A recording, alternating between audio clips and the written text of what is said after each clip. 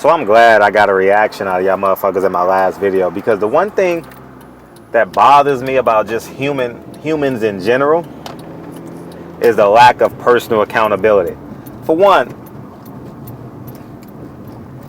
half of y'all motherfuckers picked Riggin Dial, right? Half of y'all motherfuckers picked Riggin Dial. I'll say it again. Half of y'all motherfuckers picked Riggin Dial, and today you saying it was rigged or he was too small. It makes no sense. All right. Now at the end of the day, Lomachenko is a bad motherfucker, and whether you dislike him because he's black, or you want to call me a coon because he's white, I personally don't give a fuck. But I'm just saying this: you gotta respect game. Game gotta recognize game, and what we gotta stop doing as a people is, because we are oppressed, we try to attempt to oppress the others. You guys understand what I'm saying? So what I mean by that, I'm driving, so I gotta check these corners, make sure the motherfuckers ain't trying to hit me. So what I'm saying is this: is because we have the power to change the paradigm. We can't say, oh, because Floyd is a 5-division world champion, he's not great until he's a 5-division world champion. Cotto is a 4-division world champion, if I'm not mistaken. You correct me if I'm wrong. I'm just going off the top of my head right now. He's not great until he's a 4-division world champion. What I am saying today is this: everything below 135, no one beats Riggin Dial, and that's Mikey Garcia included. All right, that's just what I believe, and that's what I've seen. I've seen Lomachenko fight, I think, twice now. You know what I mean? And I've seen him grow. Now, will he be the best ever? I don't know. I'm not concerned with that right now. But December 10th, 2017, he is the second best fighter on the planet in his division. All right, and I will go as far as to say he will not lose until he get to 147. You know, barring any injury in a fight. You know, he's at 100% in the fight. I don't foresee him. I don't foresee him losing. You understand what I'm saying? So, at the end of the day, we got to start. Game got to start recognizing game, and I think Riggin Dial is a 2-time. I don't give a fuck what you say. What you say. All right. Riggin Dial quit. Riggin Dial has 2 gold medals. Hasn't lost since 2003, right?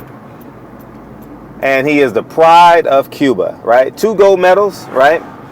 And with all that being said, Riggin Dial quit because you guys got to go back and read his tweets. Oh, look at all these motherfuckers. I'm paraphrasing. All these motherfuckers quitting on him, doing this, doing X, Y, Z. All right?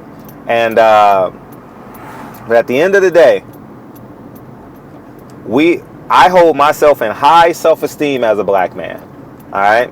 And we can't place these systemic. I know we want to, right? Oh, don't get me wrong. But at the end of the day, what satisfaction do we get out of spewing negative energy out of our spirits? You know what I mean? I'm not saying an eye for an eye, because I believe if you come in my house, there's no warning shots. I will shoot the living shit out of you, and that is a fact. So in those regards, I understand. But in this boxing realm, Lomachenko I'm going to say right now, he's the second best fighter on the planet. All right. And it's hard for y'all to digest that shit, because y'all think every white man is against y'all. Lomachenko ain't did shit racist. I've interviewed the man 1,000,001 times. All right. Now, where he comes from, it may be some hatred, and you guys may think one for all for one. I mean, you have the right to believe that, but that's not true. As I always say in a lot of my videos, I have a lot of white friends. That's why I say white supremacy. I don't say white people. I say I've gotten older and I've gotten a little bit wiser, so I say white supremacy, because I have white friends that supported me financially when I've run for public office, supported me when I've sold books, supported me when I've sold movies.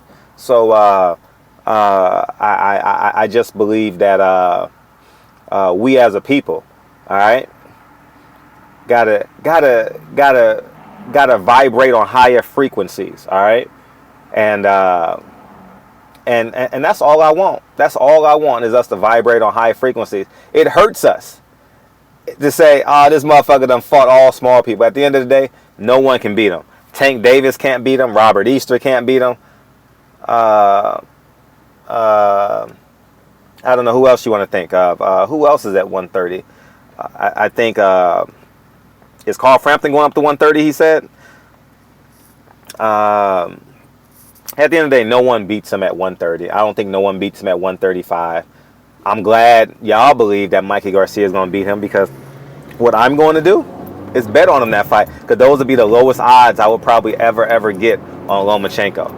All right, and if I pissed you off, I'm glad I pissed you off. All right, if you think I'm a coon, I'm glad you think I'm a coon. But if you think I'm a coon, you got to match me dollar for dollar in my donations every year. You got to match me calorie for calorie in the efforts I do at the Black Lives Matter meeting, out here in LA, feeding the homeless. You guys got to match me energy for energy. If I'm a coon, I mean, you got to show me the facts.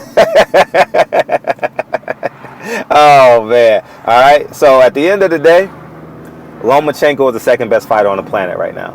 All right. When he gets above 140, as of right now, well, the debate will change. But there's no one that can beat him. There's no one that can beat him. Who's the 140 champion? Sergio Lipinets? He will beat the brakes off of Sergio Lipinets. Who's the other 140-pound champion? Sergio Lipinets.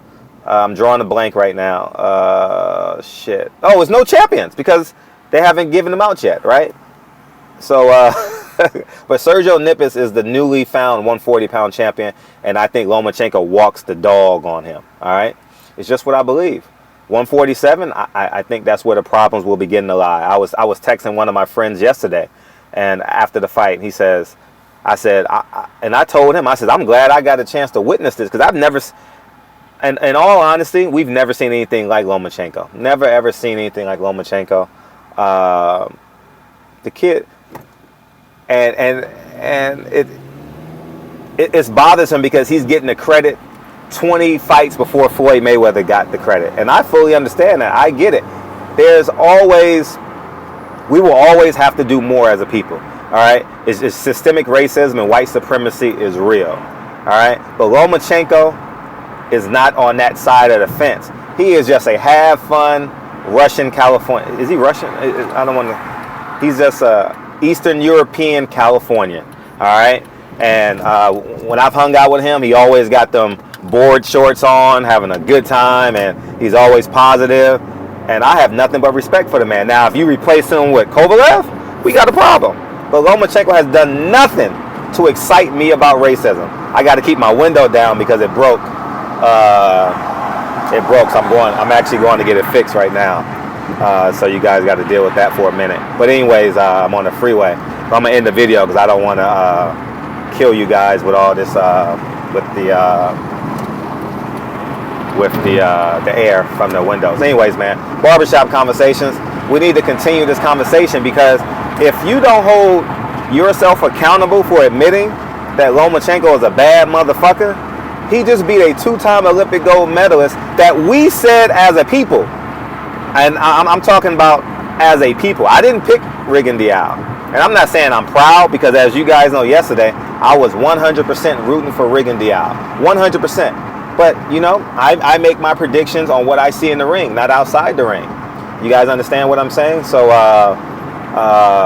it is what it is. Lomachenko is the second best fighter on the planet. And until someone dethrones him, that's what we got to deal with. And I told you guys this last December, last January, because I saw it with my own eyes. I saw it. He wasn't a pound-for-pound best because he hadn't beaten anyone in the pound-for-pound list, right?